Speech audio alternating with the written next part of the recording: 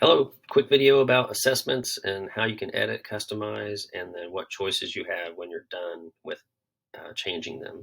Over to the left, you hit assessments and then find whatever module you're in. So let's just say we're in, well, this is Practice Bank, which is great. You have all kinds of stuff in there that you can edit, download, print.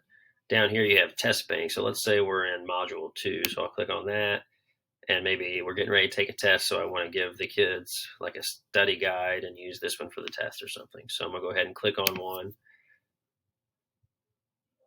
Up here it says any changes to this assessment will create a copy, and it can be found in My Assessments. So this is cool because no matter what you do in here, it keeps the original one intact, and then whatever changes you make, it creates its own copy.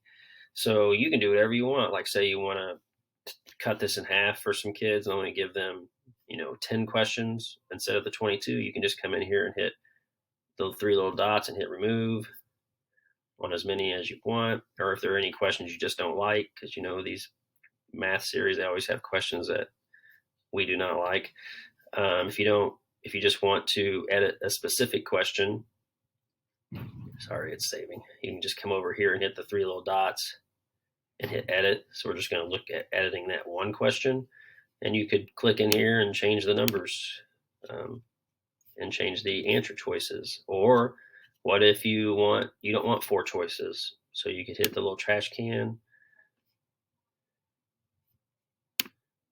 and make it only have 2 choices instead of 4. Just make sure you scroll to the bottom and hit save. So it saves the changes. And you can go through and change every single one of these, cut them out, whatever you want to do. And then when you're done, hit save and exit. Now, where did your new tests go? So you go back under assessments, click My Assessments, and you'll see this is the one that we did all the changing. And you can change the name of that if you want. You can hit these 3 little dots, hit edit, and say, this is a copy for my small group or something. You can name it whatever you want. Okay, the other thing that's cool is once you're done from inside the assessments, so I'm inside My Assessments, and you're done with this assessment, you can come over here and you can hit send a copy. So I can send a copy to Amy or any other teacher and say, hey, look, I just made this. You might want to use it with your class. So you can send them a copy. Right here, you can hit print, and then it asks you some questions. Do you want the answer key or print key with answers only or none of that? And then you hit generate PDF. And it takes it about a minute, but it'll be under My Downloads.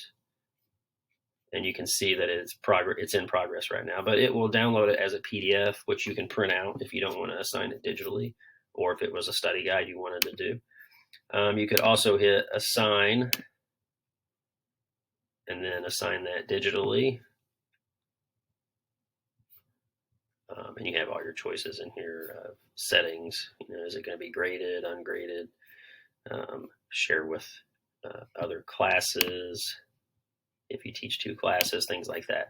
So within the assessment tab is where you can find them, edit them, customize them, make multiple copies, and then you have choices of how you can print or assign digitally, things like that. The only thing I haven't tested yet is if it's a PDF and I assign it to the kids.